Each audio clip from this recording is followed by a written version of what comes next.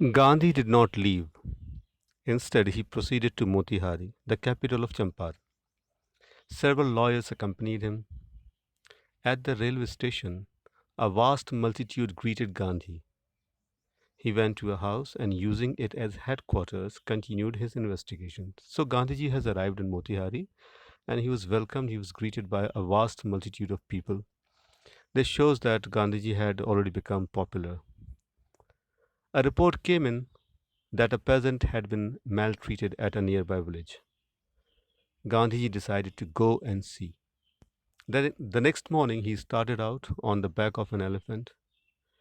He had not proceeded far when the police superintendent's messenger overtook him and ordered him to return to town in his carriage. Gandhiji complied. He agreed to the he abided by the order. The messenger drove Gandhi home where he served him with an official notice to quit Champaran immediately. The earlier order in which the superintendent's messenger told him to go back home, Gandhiji complied. He agreed to it. He followed his instructions. But this time, when he gave him the notice to quit Champaran immediately, Gandhiji signed a receipt for the notice and wrote on it, on the receipt, that he would disobey the order. Now, this is important. Somebody was bold enough, I think for the first time again in the history, that somebody was calm, composed, was not overreacting, but was simply writing that he would disobey the order. Gandhi signed a receipt saying that he would disobey the order. Disobedience. I am right, you're wrong. Though you are the rulers, you are our lords, but you're wrong. And therefore I will not obey you. He wrote, I disobey the order. In consequence, Gandhi received a summons to appear in the court the next day. He knew this would happen. He had decided to disobey the order. He was in now direct confrontation with the British authorities. Since he had to appear in the court the next day, all night Gandhi remained awake. He telegraphed Rajendra Prasad to come from Bihar with influential friends. He sent instructions to the ashram in case he gets arrested, what the ashram should do. He wired a full report to the viceroy. So Gandhi was playing at a different level. He was writing to the viceroy because he had this a conviction, this belief that though there were some officers who were corrupt, that at the lower level the British were very cruel, but probably at the highest level they would have some sense of justice and they would listen to people's problems, and so he wrote everything that was happening in Motihari, that was happening in Champaran. Morning found the town of Motihari black with peasants. You know what is the meaning of this expression? Morning found the town of Motihari black with peasants. Thousands of people had gathered in Motihari, and their heads could be seen from here to there. Vast multitude of people had gathered in Motihari, so you could see only their heads. So the town of Motihari was found black with peasants. They did not know Gandhi's record in South Africa. They had not heard of what Gandhiji did in South Africa. Gandhiji had organized the Satyagraha in South Africa also, and he had won rights for the Indians settled there. They did not know any record of Gandhiji. They had merely heard that a Mahatma, a great soul, who wanted to help them, was in trouble with the authorities. Their spontaneous demonstration in thousands around the courthouse was the beginning of their liberation from the fear of the British. You see how they came in large number to save the person they thought was fighting on their behalf is described as their first their first step towards the beginning of their liberation from the fear of the British. And this was not organized, this was not like nobody was lobbying for it. It was spontaneous. They heard that a Mahatma who wanted to help them was in trouble with the authorities. Spontaneous demonstration it was. It was not organized, it was not rehearsed, it was not well planned. They heard it, and the next morning they were there in Motihari around the courthouse in a very, very large number. So it had double impact. The authorities were little, they became nervous. They did not have the means and ways, they did not know any means to control such a large crowd. So that's one impact. The other thing that the people also felt uh, empowered when they came together in large number. They felt empowered. The officials felt powerless without Gandhi's cooperation. He helped them regulate the crowd. Now, this is typical of Gandhiji. Gandhiji would not take advantage of somebody's weakness. At this moment, the officials were weak, they were powerless. Gandhiji was very powerful. Thousands of people had come to support Gandhiji, and he helped them regulate the crowd. He was polite and friendly with the authorities. He was giving them concrete proof that their might, the British might, hitherto dreaded and unquestioned, could be challenged by Indians. You might have heard they used to say that the sun of the British Empire or the sun in the British Empire never sets. Yes, British were really a great power. They they had been ruling over many countries at that time. They were a big, powerful imperialist country. But the reaction, the demonstration of the peasants in large number in thousands, proved that it was a concrete proof that their might, the British might, hitherto dreaded and unquestioned, it was dreaded. People were scared of the British, and their authority was unquestioned so far, could now be challenged by Indians. If the Indians came together in large number, they could they could question the British authority, and they were not scared of the British authority anymore. The government was baffled.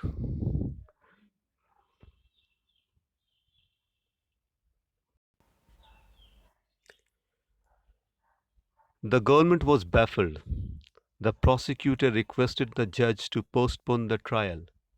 Apparently, the authorities wished to consult their superiors. They had not imagined this situation. They thought that, okay, there's a poor Indian, he would be questioned in the court, and the next moment they would send him to jail. They had not imagined that people in such a large number would come and come in support of this person. So they were not prepared for it. They were baffled. The prosecutor requested the judge to postpone the trial. They were not. The authorities also wished to consult their superiors. Gandhiji protested against the delay. He read a statement pleading guilty. He was involved, he told the court, in a conflict of duties. This is very interesting, children, so you must listen to it. This argument that Gandhiji produced in the court is very interesting. He said, first of all, that I am guilty. I have broken the law and therefore I should be punished. He pleaded guilty.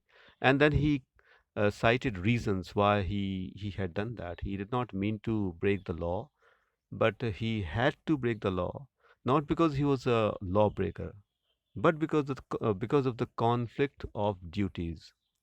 He said, on the one hand, not to set a bad example as a lawbreaker, on the other hand, to render the humanitarian and national service for which he had come. So, this was the conflict of duties. On the one hand, he did not want to set a bad example by being a lawbreaker, but on the other hand, He had to render the humanitarian and national service for which he had come. He disregarded the order to leave, not for want of respect for lawful authority, but in obedience to the higher law of our being, the voice of conscience. He asked the penalty due.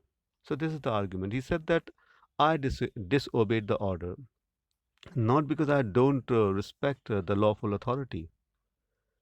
He said, I do respect the lawful authority and I actually want to follow your order. But your order comes in my way of my humanitarian and national service. And he also said that he was disobeying the orders of the British authority, but obeying the order of the higher law of our being, the voice of our conscience. You can call it the voice of the God. The British authorities were telling him, go away from there. The God was telling him, stay back here because the people need you. They are being maltreated. British have been committing atrocities against them.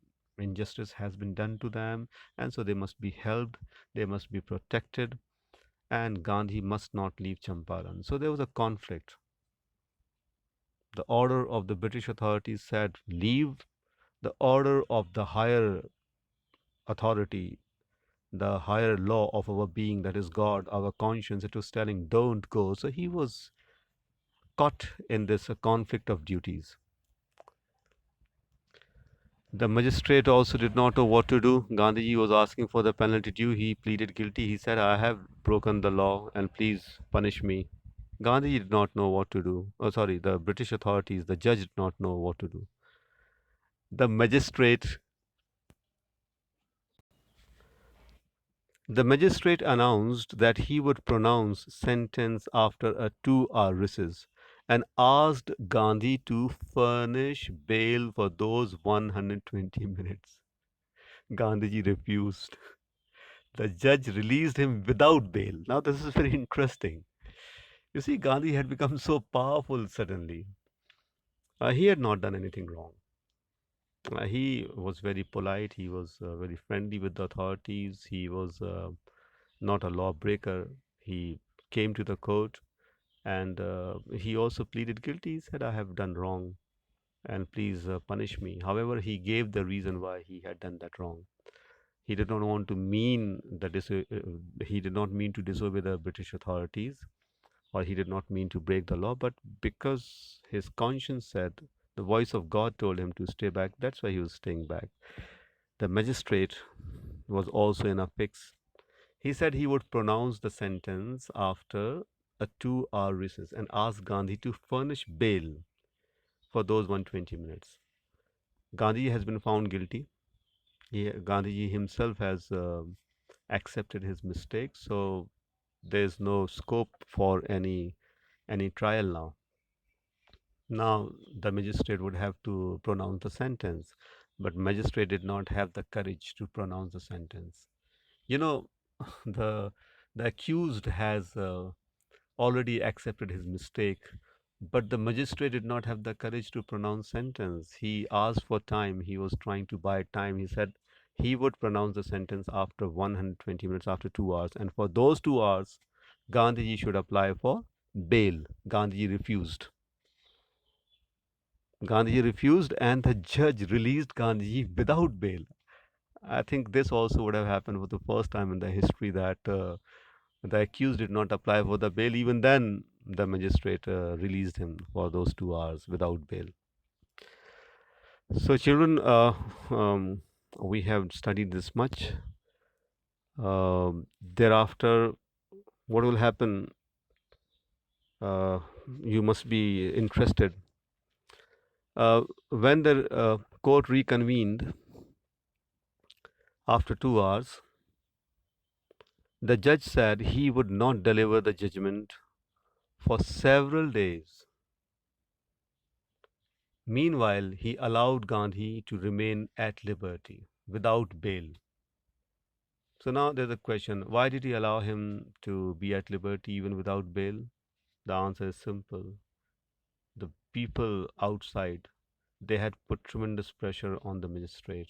The magistrate did not have the courage to pronounce a sentence. He did not have the courage to issue the orders of Gandhiji's arrest because he feared that if he pronounced this sentence, if he pronounced this judgment, people might turn against the British authorities, and they were not prepared. They were in such large number, the British authorities felt powerless. So the magistrate said that he would pronounce the judgment, he would deliver the judgment after several days. So where would Gandhiji be during this time? Gandhiji was released without bail. He was allowed to remain at liberty.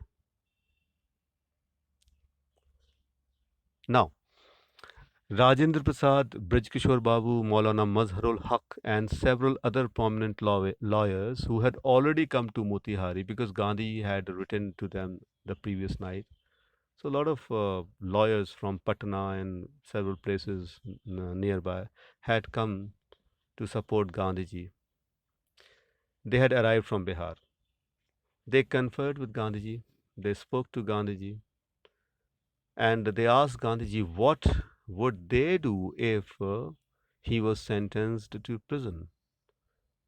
In fact, Gandhiji asked them, what would they do if Gandhiji was sentenced to prison? What would be their course of action? Why the senior lawyer replied, they had come to advise and help Gandhiji, and if Gandhiji went to jail, there would be nobody to advise and they would go home. Gandhi said, what about the injustice to the sharecroppers? The lawyers withdrew to consult. Gandhiji had a point. They had come to advise Gandhiji, that's all right, but then there was injustice being done to the sharecroppers. What about them? So they withdrew to consult.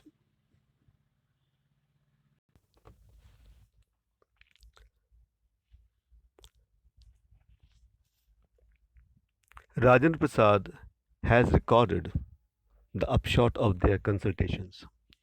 They thought amongst themselves that Gandhi was totally a stranger, and yet he was prepared to go to prison for the sake of the peasants. If they, on the other hand, being not only residents of the adjoining districts, but also those who claimed to have served these peasants, should go home, it would be shameful desertion. They consulted. They also realized that they should not go back. It would be a shameful act on their part. Gandhiji, just imagine, he had traveled all the way from Gujarat to Champaran, and he was ready to go to jail for the sake of these peasants. And these people, they all belong to Bihar. They should not go back. They consulted. They accordingly went back to Gandhi and told him they were ready to follow him into jail. The battle of Champaran is won, he exclaimed. Gandhi exclaimed that now the battle of Champaran is won.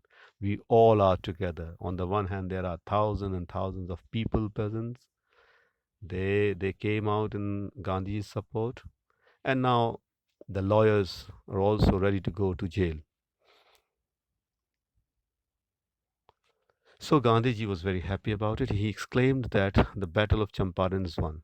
Then he took a piece of paper and divided the group into parts and put down the order in which each pair was to court arrest.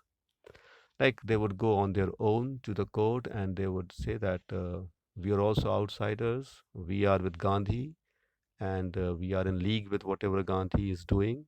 So we are also guilty. Please arrest us. So this they decided. Gandhiji decided the order in which each pair will go and surrender themselves in the court.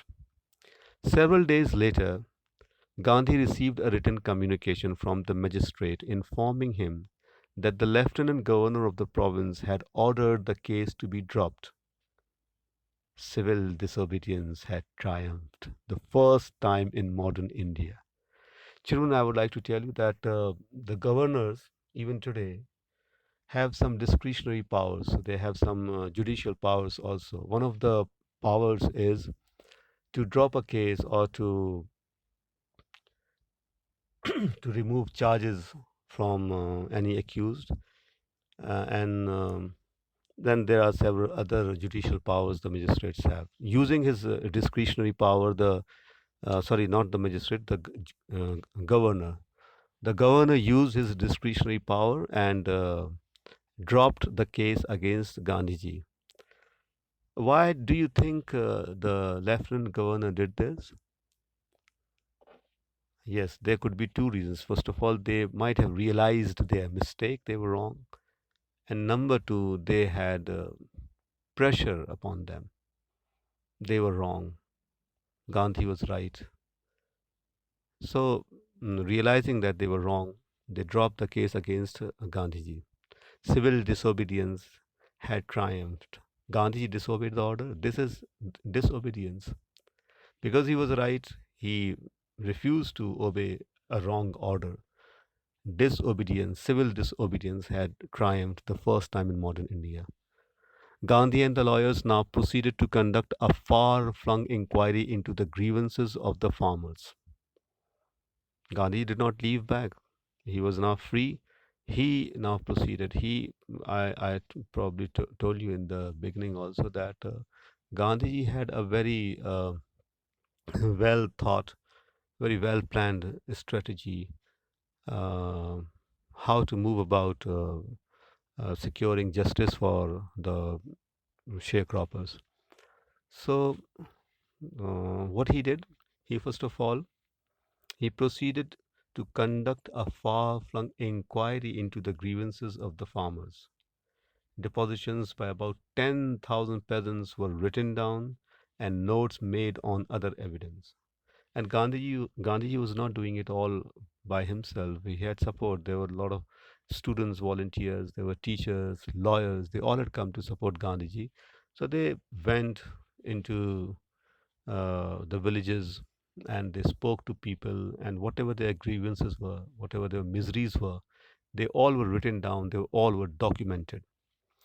Evidence were collected, documents were collected.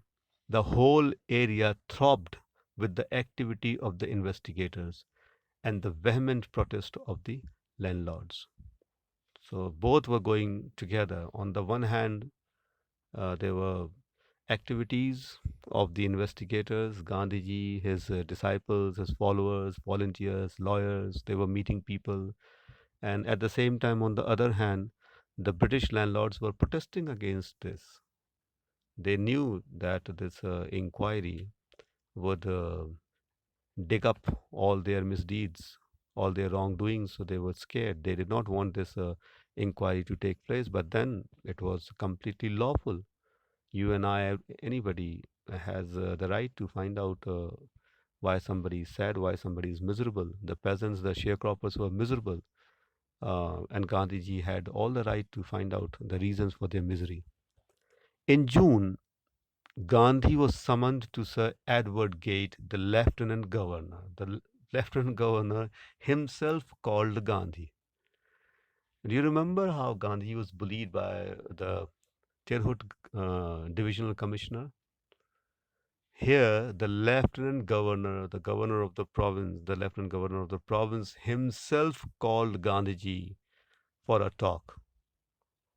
But before Gandhiji went to meet Lieutenant Governor Gate, he met several leading associates and again laid detailed plans for civil disobedience if he should not return.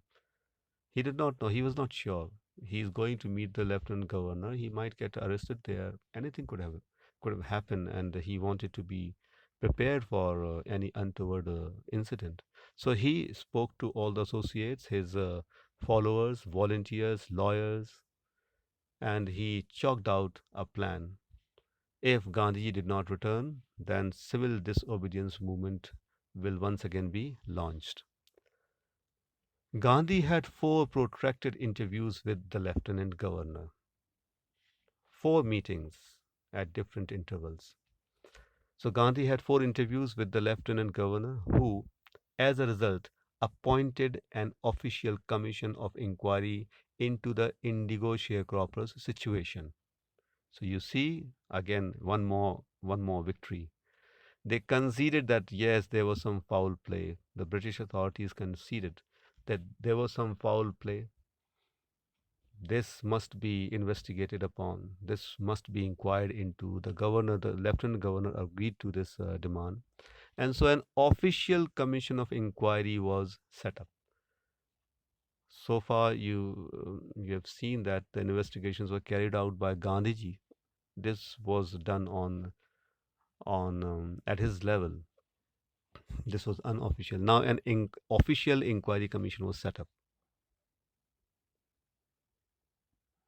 The commission consisted of landlords, British landlords, government officials, once again British, and Gandhiji as the sole representatives of the peasants.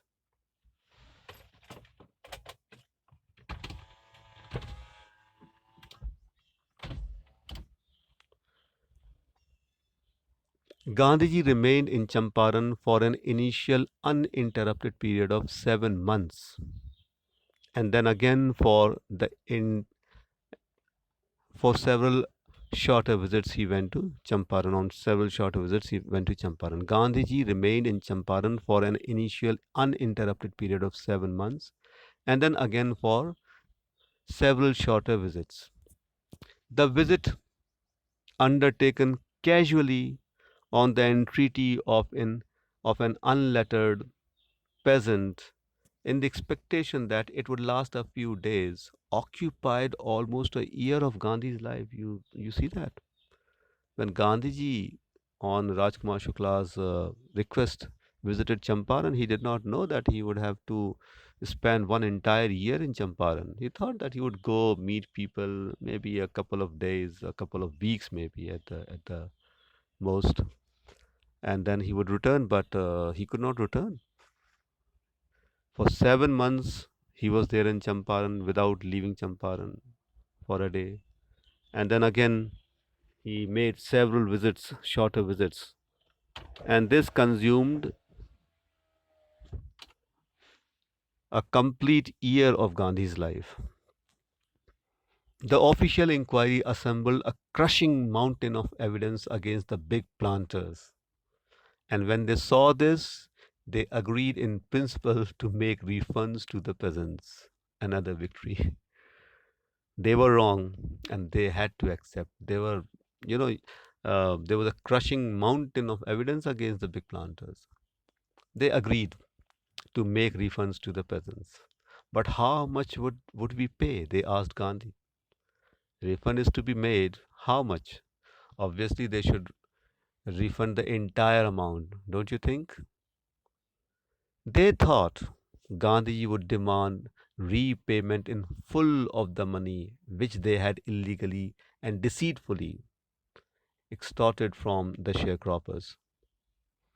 They thought that Gandhi would demand for 100% return because, after all, the money that they had um, extorted from the peasants was done illegally and deceitfully. They had deceived them, they had cheated upon them. But Gandhiji asked only 50% refund, and there he seemed adamant. Writes Reverend J. H. Hodge, a British missionary in Champaran, who observed the entire episode at close range. He writes,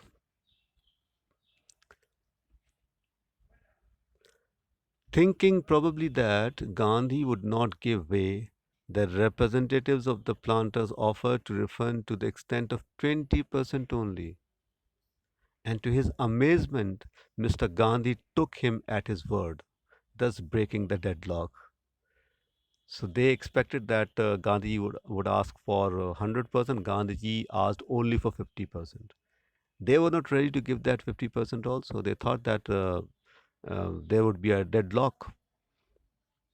Nothing would proceed and they might not have to pay that 50% also.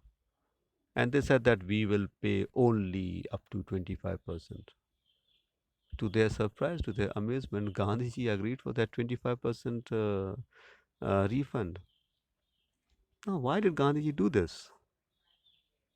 We will find this out in our next class. Till then, keep reading, and keep waiting for the next class. Thank you. Bye bye.